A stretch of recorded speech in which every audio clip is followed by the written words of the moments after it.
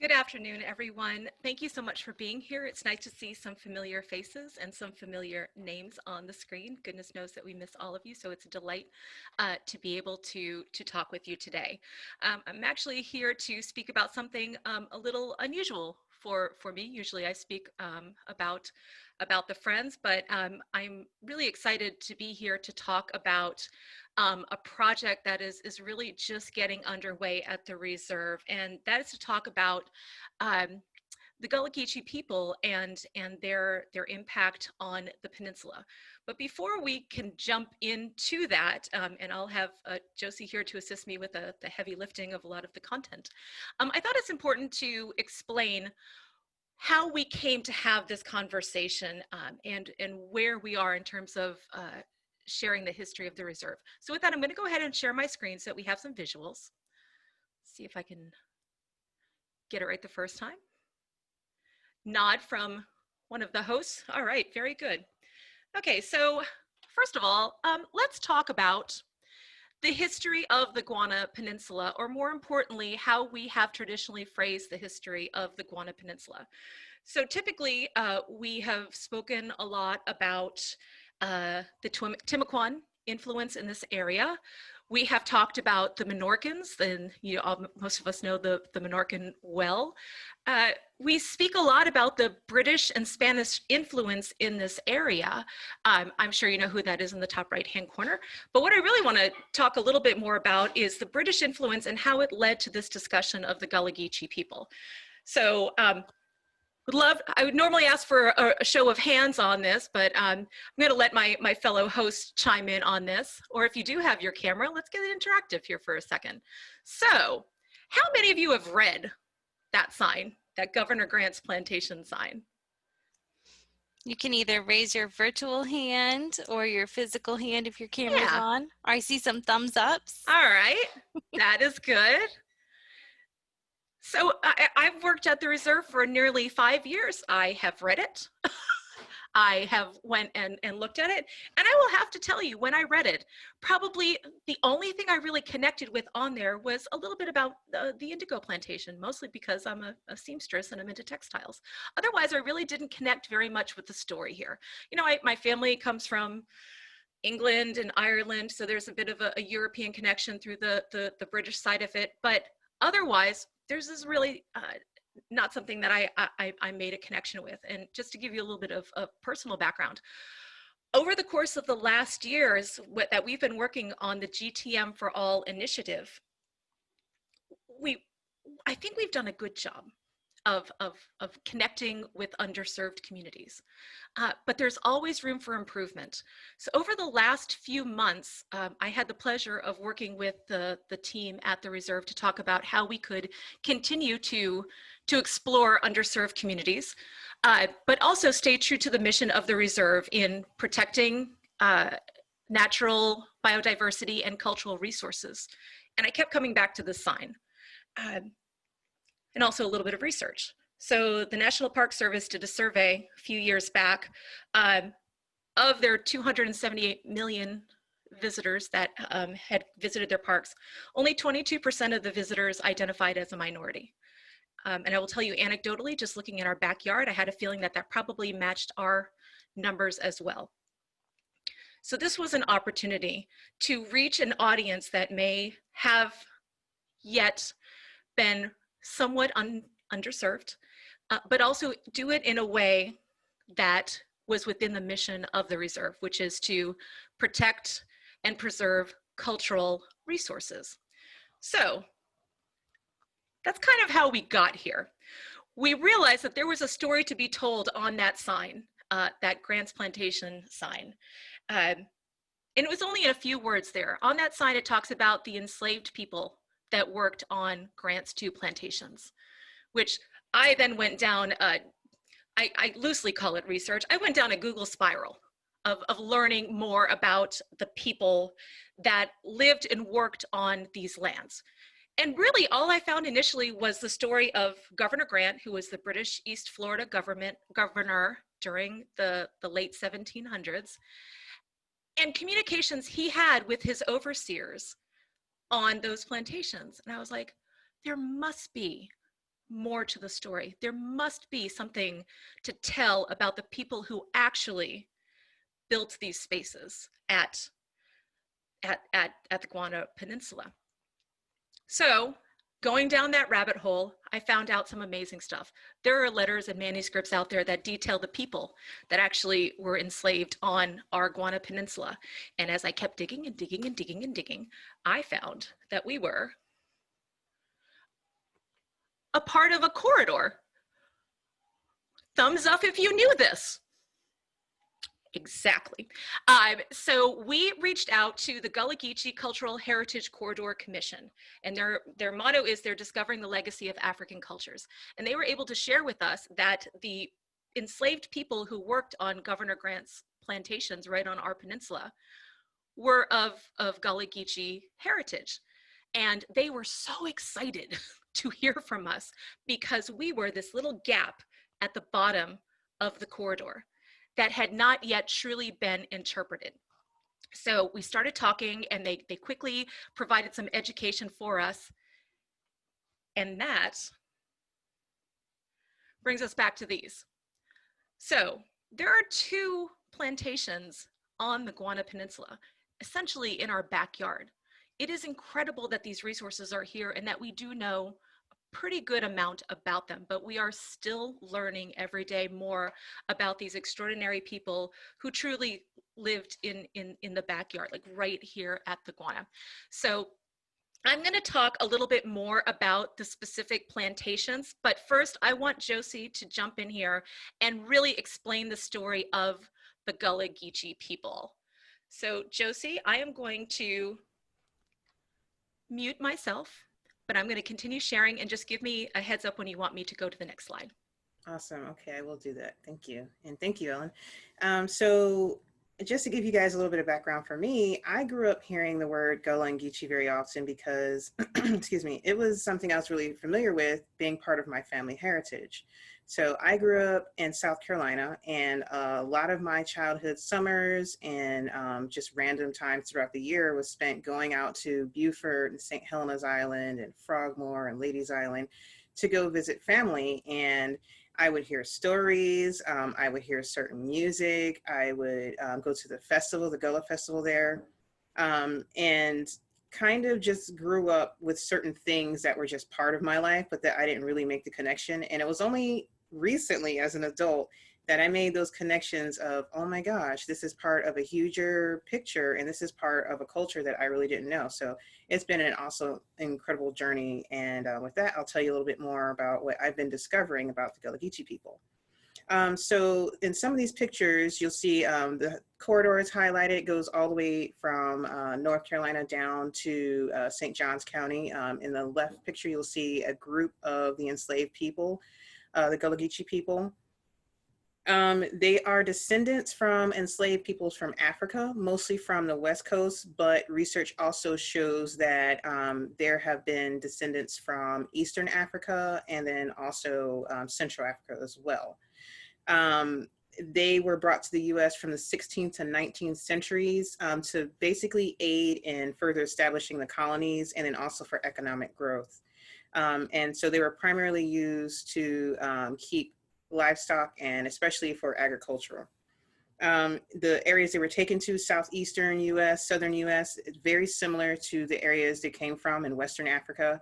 The climate was similar, the plants, the types of plants that were grown were similar. So basically they were specifically chosen because they had such skill and familiarity with the area or the type of area that they would be able to kind of adapt to living in this environment and then cultivate those crops and boost economic growth. And so although they were here from south to in the southeast, they weren't just transported to the southeast. They were also in areas such as Caribbean areas and then moved to other areas across the United States. But something that made it very unique about the southeast is being in that isolated area allowed the culture to actually flourish and grow. So by these people coming over constantly in the same areas, it was the Gullah Geechee culture was basically starting to become established in its own sense. Much of the culture is what people would call Creole, or like combinations of cultures or combination of language.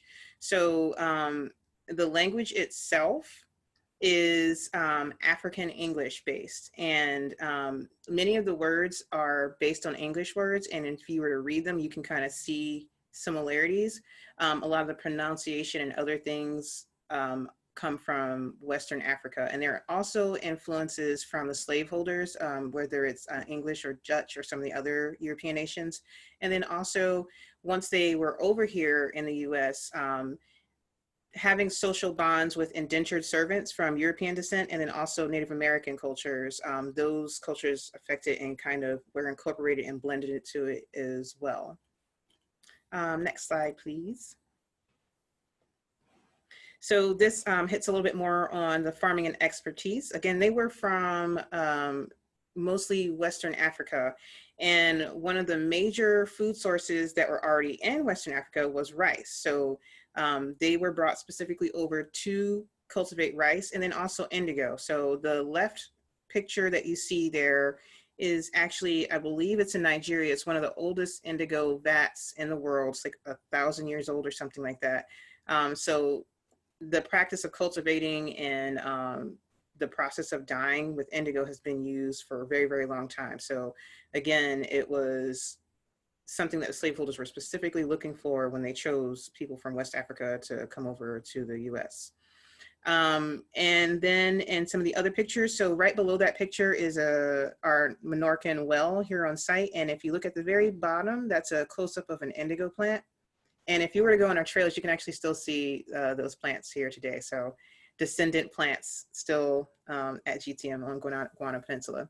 And then on the right side, there are pictures of the rice plantations and what they would have looked like and some of the processing. So transporting that rice down below on the right-hand side is a rice barge. So being able to not only cultivate that crop, but actually transport it to different places as needed.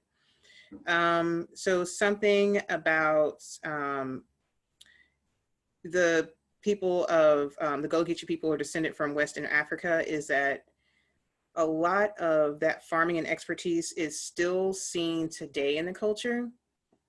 Again, I grew up, most of my family had farms, or not farms, but like large gardens. So we always, almost always had like a huge garden out back where we would supplement all of our food with fresh strawberries and potatoes and okra, and then you name it.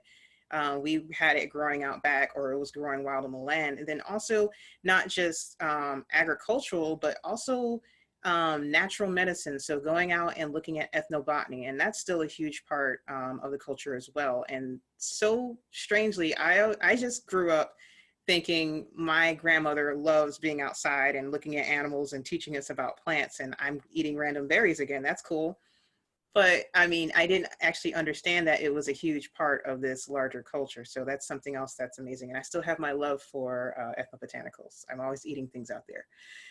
Next slide, please. Which leads us into food. So with the introduction of the enslaved people from West Africa, the Gullah Geechee people, there was also an introduction of a lot of different foods. So some of the foods that were introduced were watermelon, sesame seeds or beni seeds, black-eyed peas, okra. And so what was traditionally brought about for convenience. So they needed these foods that were going to be cheap and easy to produce in large amounts for the enslaved people. It ended up becoming something different in a culture today. And even a lot of these things are considered to be gourmet foods now. Some of the foods, such as yams that were brought over, were very similar to items that were already here. So very similar to sweet potatoes. So it made it easy for them to then transition to local foods that were already being grown. Some other things that were introduced were not just new foods in themselves, but new ways to prepare food. So the idea of frying foods was very popular. Things like jambalaya, also ways of like preparing meats, such as barbecuing. So the enslaved people were given basically rations of food for a certain amount of time, maybe a week or 2 weeks or something like that. And what ended up happening was when they got those rations, they may not get a lot of them. And then they also may get certain undesirable cuts. So they weren't going to get the best pieces of the meat. They weren't going to get the best pieces of the plant. They might get like the plant leaves rather than the root, or, you know, maybe the organs or the feet or head of the animal. So not only did they have to find a way to prepare it to make it taste better and to stretch it out, but also to preserve it. So smoking meats. And then also, you know, one way to make something taste good is to add a ton of spices and a ton of sauce. And so there was born barbecue. And to that day, I still do that in my kitchen. If I'm not quite sure about it, it's going to get lots of sauce on it. And then also something else, the idea of what many of you know as like Southern home cooking or soul food. So a lot of those traditional foods are back, they go back to the Gullah Geechee people and to enslaved people in the southeastern US. And at that time period, foods, well, we can be honest, Southern food is delicious, but it's also very high in starch and fat and sugar. It's not necessarily the best for us. But at that time, they were doing so much physical activity that this is exactly what they needed, something that was going to give them a huge amount of energy, that they might not get a lot of meals throughout the day, but that one meal was going to, you know, make their stamina last throughout the day. So a lot different now, but those foods were very needed at the time. And one of my favorite things, grits, was also introduced. So corn was not something introduced by the Gullah Geechee people. That was already in the United States. The Native American tribes introduced that, as well as cornbread. But the Gullah Geechee actually took that grain and kind of ground it up and created a mash, and that's where we get grits today. So overall, it's kind of interesting to see how what was originally used for something that was convenient, a necessary thing, has now become like just kind of part of the culture. So now when you think of the South, you know, I think of fried chicken and, you know, good home cooked meals. Next slide, please. So that also leads into other aspects of the culture. So other things were also born out of necessity and then later became tradition or part of heritage. So one of those things is basket weaving. And if any of you have ever been to Charleston, South Carolina, you have most likely run into one of the lovely Gullah Geechee women who weave baskets. And if you look at the designs, they run from simple to extremely elaborate. And so the middle picture down at the bottom is one of the more elaborate styles. It's a 300-plus-year-old practice making sweetgrass baskets. And originally, those baskets were used to separate the rice seed from the chaff when they were harvesting, and then also to carry household items. Another tradition is storytelling. So storytelling is, you know, that goes way beyond enslaved peoples. It's been a tradition for many cultures for thousands of years. And it was a specific important way for the enslaved people here to communicate with one another, to express their emotions, to keep history and to keep traditions alive. Excuse me. And especially important during a time when most enslaved people were not allowed to read or write for fear of rebellion. So how do you communicate if you can't read or write? You pass it down verbally. And something that was really interesting is also, it's not just for entertainment purposes. It's also in case you want to communicate what's going on in your community. So, excuse me, say you have a problem that's on the plantation and you can't say, you know, the slaveholder has been really rough on my family for this whole month and it's been really, really hard. You can't communicate that without having a lot of extra trouble on yourself. So what you could do is you could tell a story and you could have animals be in the roles of the people and no one would be the wiser except for the audience you're communicating to. So it wasn't just something to pass the time or tell children. It was really a great source of emotional outlet. Another popular character in those stories was Brer Rabbit or Brother Rabbit. So you guys may have heard of that character. I encourage you to look it up if you haven't. So lots of hopeful messages and lots of really interesting stories behind that character. Something else, pardon me, I have a frog in my throat.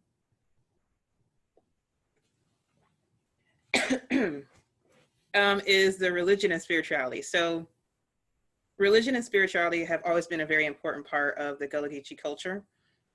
There are influences from Christianity, from West African practices, and even Islam.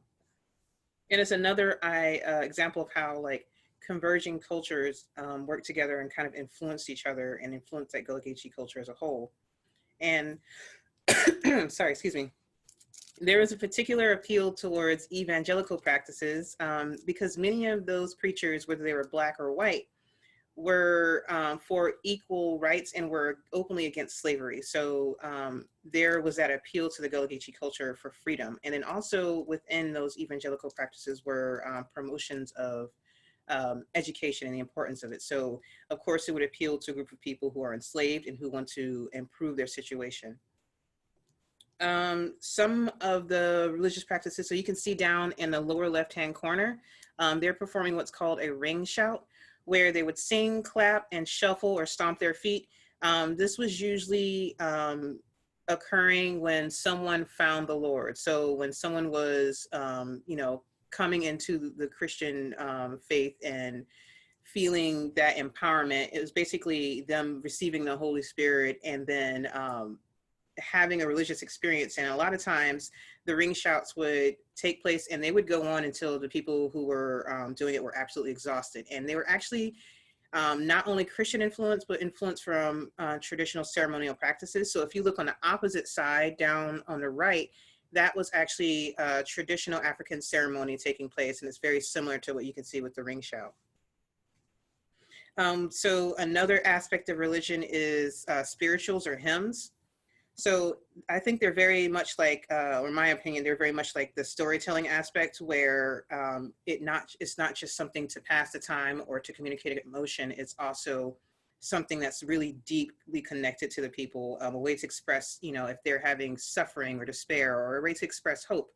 And I thought something that was really intriguing was the notable song, I'm sure everyone has heard of, Kumbaya. That actually came from a Gullah Geechee term or hymn, was come by here, and it was pronounced kumbaya. So over time, it actually kind of morphed into kumbaya. So I was like, wow, that's interesting. I never knew that that song actually had those roots. And then next slide, please. I think some of the overarching themes that I've noticed when researching about the Gullah Geechee culture and people is there was a culture that developed out of necessity, hardship, and then also with elements of ingenuity, and that they were a culture of adaptation and perseverance and hope. So some of the things that are extremely important to them, community, language, family values, spirituality, education, that whole idea of perseverance.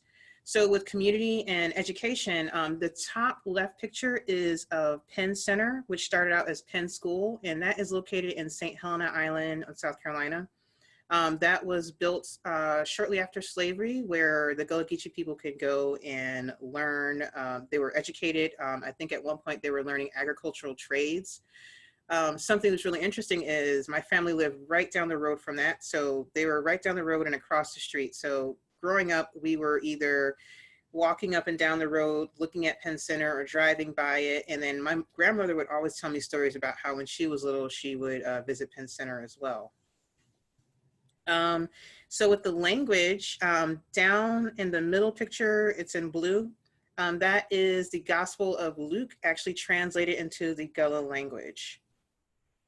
So there's a lot of interesting things about this culture. One of the things I would really love to share is the perseverance and just what the Gullah Geechee culture has contributed to our country as a whole, which sometimes goes unknown and unspoken, and it's something that I didn't know about either. So as we're researching and finding out this information, we're sharing it with you as well, kind of like firsthand. So the gentleman on the right, lower right-hand corner, his name is Robert Smalls. He was born into slavery in 1839 in Beaufort, South Carolina. And he was very extraordinary, had an extraordinary story, which included taking control of a Confederate ship in 1862. And then he and the other African Americans who took control of it, they surrendered it to the Union Army along with all the important documents aboard. And from there, he became the first African American captain of a U.S. service vessel. and eventually not only state representative, but also senator for South Carolina, where he continued to improve opportunities for African Americans and newly freed slaves. So I just thought that was amazing. And I never actually heard that story until researching about the Gullah Geechee culture. So I'd like to hand it back over to Ellen. Thanks so much, Josie. As you can see, we have this incredible opportunity to interpret the story of the Guana Peninsula in a way that we have never done before by telling the story of the Gullah Geechee people. And I want to talk a little bit about what we do know about the two plantations. So what you can see here on your screen on the left is the plan that was submitted to lay out the indigo plantation, the indigo farm itself, on the Guana Peninsula. So to match it up, little gator mouth here, little gator mouth here. These tracks, for those familiar with the reserve, those are our trail systems. So existing already, we have the purple and red trail are already cutting through what was the Grants Villa indigo plantation between 1768 and 1784. What's interesting, now that we are looking at this through the lens of the Gullah Geechee influence in the indigo plantation itself, there are still existing drainage ditches out here on the peninsula that, you know, prior to this conversation, many of us may not have realized what we were looking at. But if you look at the map in the top left-hand corner, you can see where they laid out these ditches. And they do essentially match up with the drainage ditches that we are seeing on the site. So there's much of what we know about this, the Villa and Mount Pleasant, the two plantations on the peninsula, come from UNF's history department. Great man by the name of Dan Schaefer has done a lot of writing, the Florida Public Archaeology Network, but otherwise there hasn't been a lot of research done in-house or in depth on this particular area of study. What we do know is between 1768 and 1784, there was give or take about 69 enslaved people on the site. They were overseen by the overseer's name was Alexander Skinner with his wife. Governor Grant did not actually spend a lot of time at the plantation. He kind of came in, got things settled, and then went back to England, which means during the majority of the time, the enslaved people were the majority population on Guana Peninsula. They were both brought over, as Josie mentioned, for their specialty in indigo farming and in rice farming, but they were also not only asked to do these very specialized skills and help lay out the plantation, but they were also asked to do extremely hard labor, as you can imagine. But they also built up their own community because they were pretty much sequestered from the British influence. So what is really interesting about this is we have a series of letters that were sent from Skinner to Governor Grant in England, providing details of the day-to-day activities at Grant's Villa, how the indigo farming was progressing, what was working, what was not, and then sprinkled within this were the stories of the enslaved peoples, some by name. You know, they talk about the story of Penelope who escaped, and she was gone for a pretty long period of time, and they went into the city of St. Augustine and they found her and brought her back, and they kind of, it's very interesting though, because when the stories are being told, it's obviously in the voice of the overseer, so it was very much in defense of him. So what we're looking for from our partners at the Gullah Geechee corridor is connecting us with people who can tell the other side of the story. Because right now, all of the documentation that we have is from the perspective of the overseer and from Grant. So we really would be interested to learn more about it from another perspective. What I also think is interesting is that we can be very certain that the enslaved people who worked on Grant's Villa and the other plantation absolutely came through the transatlantic slave trade through South Carolina and came down into this area. For that matter, Grant got his directions on how to plant indigo from a guy named Archibald Johnson, who was a planter in South Carolina. So again, he took that expertise from the enslaved people that were brought over from Africa and then handed that off to Grant. So he also used that expertise and knowledge to lay out the indigo plantation. We do know that Grant made a fortune off of the indigo plantation, but it was not necessarily the indigo itself that he made his fortune on. He actually made his fortune from the sale of human beings. Like that is where he made his money from. So he had this very skilled group of enslaved people, and when British ceded this land back to the Spanish in 1784, he essentially packed up the entire plantation down to the nails, which is why in our case there's not a lot left on the plantation itself, because he did not want to leave anything behind for the Spanish. He sent all of his supplies from breaking down the plantation to the Bahamas and sold it off there. And the manuscripts say that he sent most of the enslaved people back up into South Carolina to be resold to work on the other plantations. So we have this Grants Villa, which was the predominant plantation farm at the time, but in 1780, they decided to move up the peninsula a little bit, and they settled Mount Pleasant Plantation, which was a rice plantation.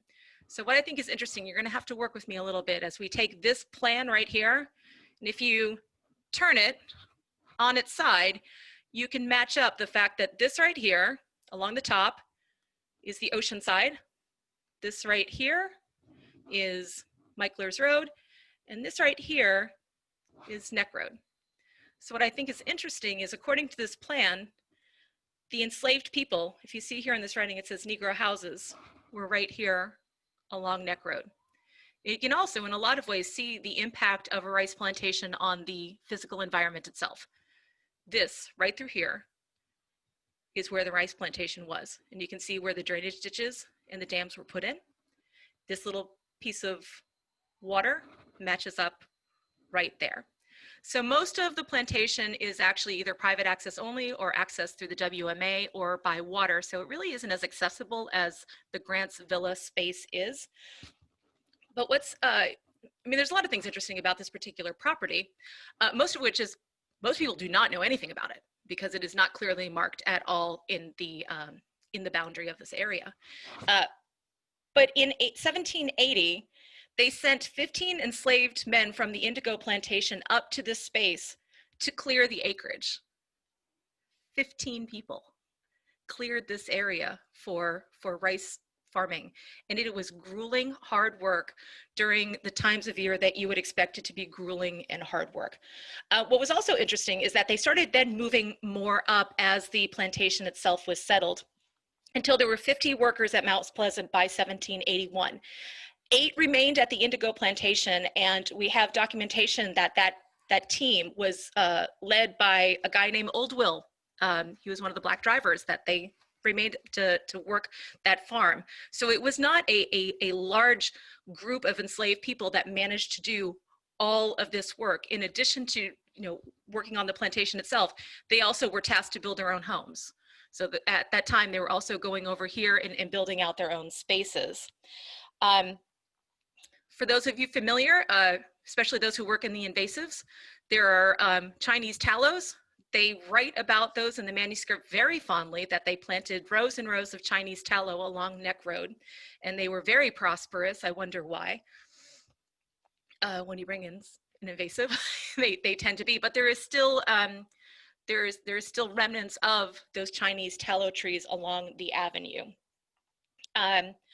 So there's a lot of information here. There's a lot of footprint.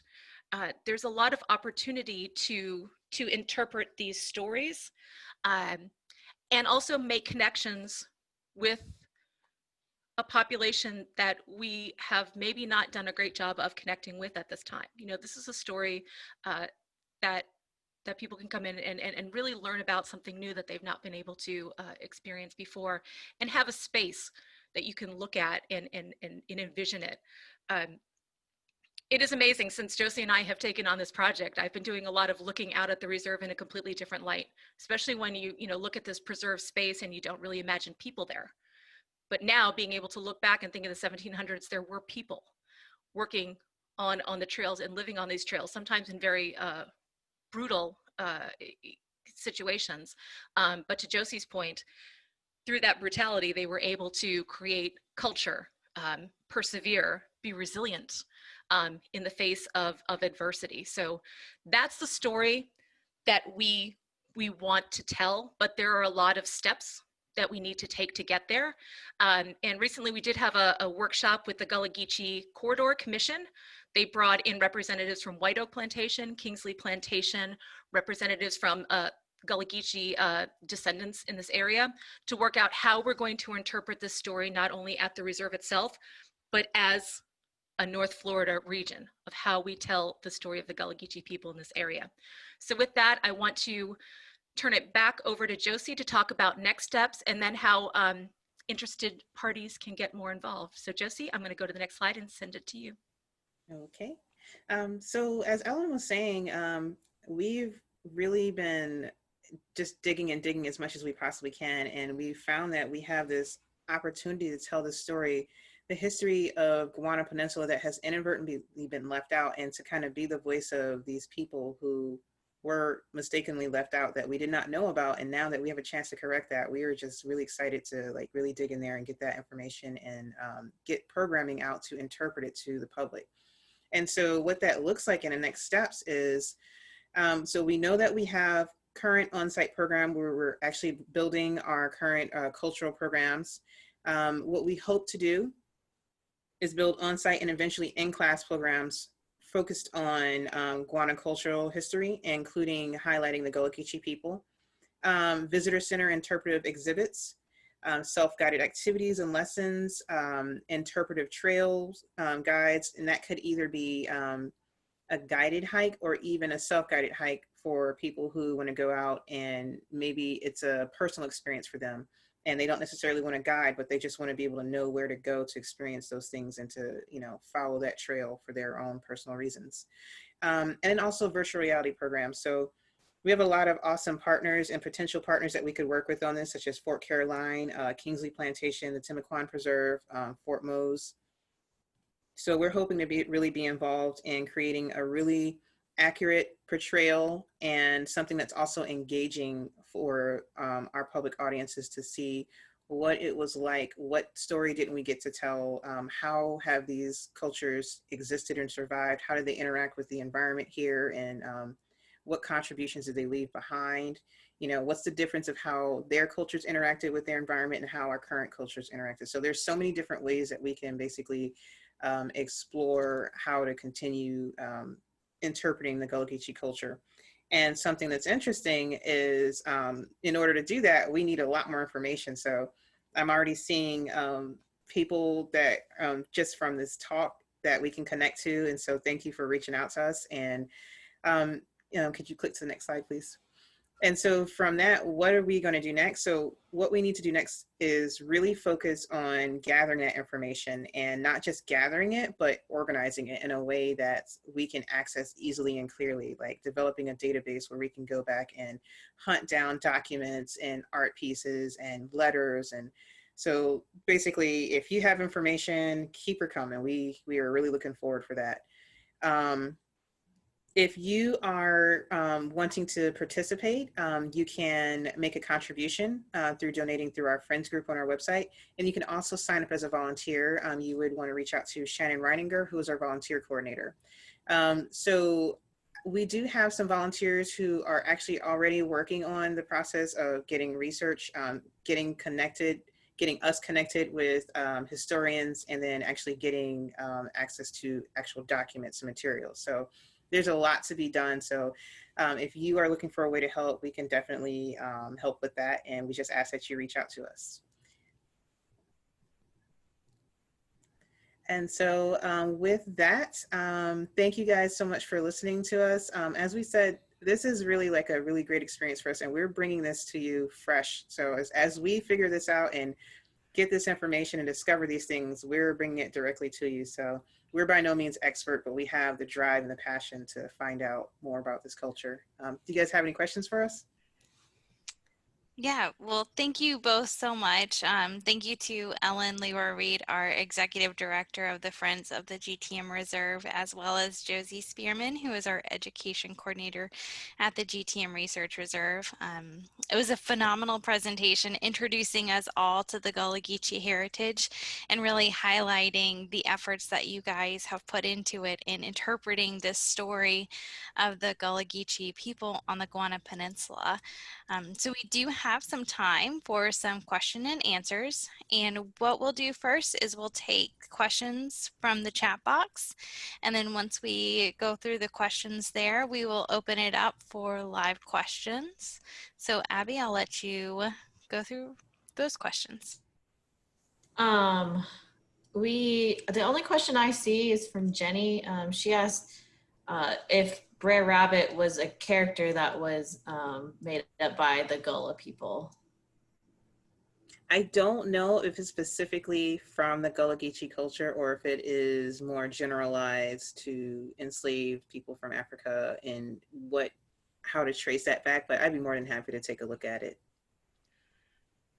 I do think it's interesting that as we have began walking this path, we are continually surprised at how little there is to know about the history of the Guana Peninsula. Like, it is surprising. Like, you would think that, you know, the British governor of East Florida, so that's a pretty prominent position. You would think that there would be a lot more out there about him and these plantations. They were very relevant during this time period. But there is not a lot out there, which is why we reached out to the Gullah Geechee corridor. And sure enough, their response was very similar. It's like, it is a challenge to trace back the steps, you know, not only to find out about, you know, Grant itself, but to find out the story of the enslaved people is a real challenge. And thankfully, there are organizations that are actively working on trying to peel back those layers and understand. Thanks, Ellen. We have another couple questions that have come in. Is there a burial ground associated with the Wright plantation? I'm not sure specifically about the Wrights plantation, but there was a lot of discussion when we met with the Gullah Geechee corridor about the fact that, you know, during that time period on the peninsula in particular, and with the brutality that happened, people died on the peninsula, and we know historically that bodies would not be moved. So they were definitely buried on site, but the challenge is finding the remains of a cemetery is tough. It is tough work, especially if the individuals who were buried did not have a lot of pomp and circumstance that went along with their deaths. You know, so typically you look for, you know, something very concrete to dig up and find, but there's really not a lot with enslaved people's cemeteries. So there may be something on the peninsula. There probably is, but we do not know where it is. Josie, do you want to chime in on that? You pretty much summed it up, I think. We would love to find out where it is, but at this time, we honestly would need to probably have someone professionally come in and take a look at the site, archaeology team or something like that. Yeah, and we've talked to some people in there's, you know, archaeology teams out of Tallahassee that have the technology and the know-how to do this. So it may happen. One thing we have requested through, you know, our partnership with the corridor is expertise that can come in and do a site evaluation and look at the peninsula itself, especially along the trail system where Grant's Villa is, because we already have the drainage ditches. We have a pretty good map of what the plantation would have looked like. And in a lot of ways, it's already traversable. We can actually get out there and walk through, whereas Mount Pleasant, where the rice plantation was, is not as accessible. So there is opportunity to really learn a lot about what is under the ground on the peninsula, but it's going to take time. It will take partnerships and resources. Thank you. And we also have a question. Did the Gullah Geechee have an organized religion such as Santeria? So I don't know much about that, but I would like to ask Julie Tanner to step in. She has been giving me some information. If you wouldn't mind speaking a little bit on that. Absolutely. Hey, everybody. Thank you. The AME was the founding religion for the Gullah Geechee culture, and the actual first AME church was set up in Edisto Island, South Carolina. And so that was just their way of having, once they could get to the point that you could have formal meetings, the majority of the time during the Gullah culture during the enslaved period is they couldn't gather. And so it wasn't until after emancipation that they were actually able to have a formal AME church religion. So that's how that came to be. So thank you, Josie. Thank you.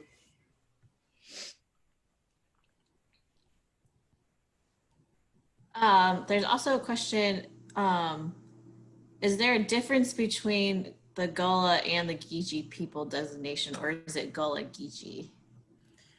So that's so interesting. I'm actually just finding out about this myself, and the names, and I've been speaking to Dr. Amir Jamal Toure. He's a professor at the Savannah State University.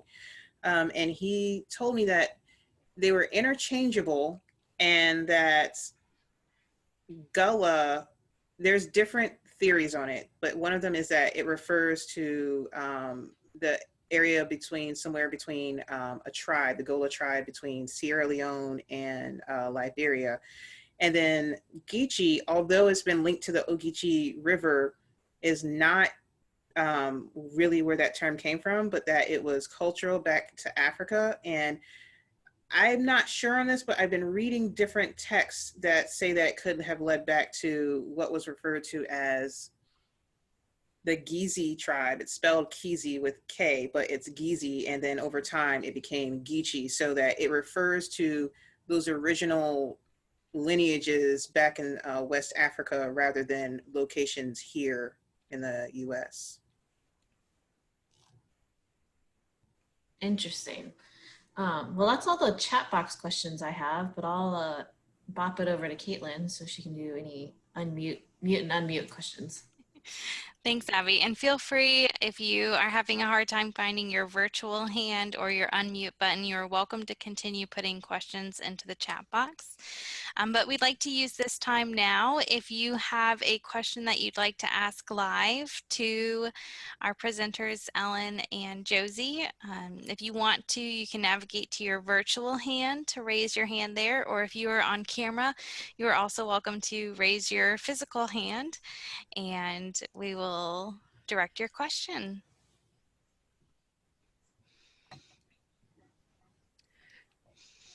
So I did notice that there's a comment in the chat. Irene, it is amazing that we didn't know either, that we were part of the Gullah Geechee Heritage Corridor. And I could not tell you the exact date. It may be as much as a decade ago, where the St. Johns County Commission agreed to include the entire county within the corridor itself. So that was kind of the first step, but beyond that point, not a lot has been done to fully interpret, in particular, our part of it, the reserves component. Though there are some kind of low-hanging fruit things that we have the ability to do immediately is, we could put signage on A1A at the top and the bottom to point out that you're, coming within the Gullah Geechee corridor. But I also think that we want to make sure that we are ready, and we have learned, we have a full understanding of what our interpretation plan is, so that when we inevitably do have people come back to the reserve, that we are ready to have good conversations about this extraordinary resource that we have here.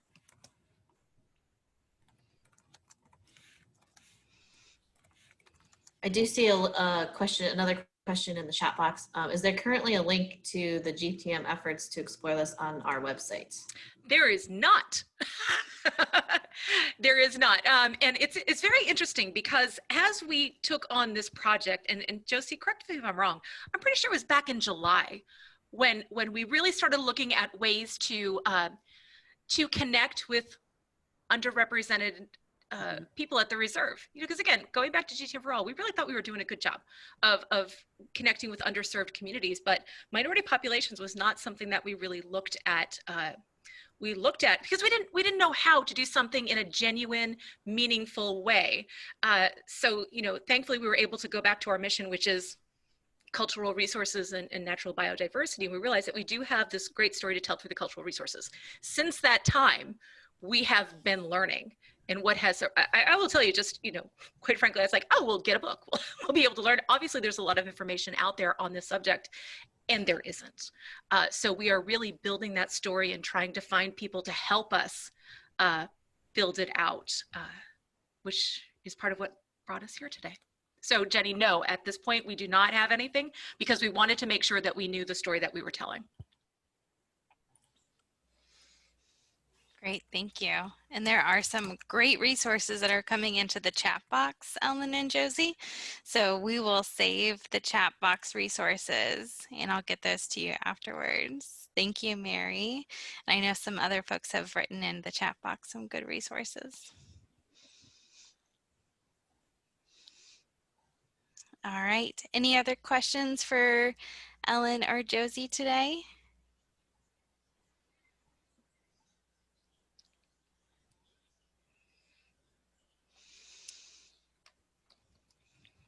All right.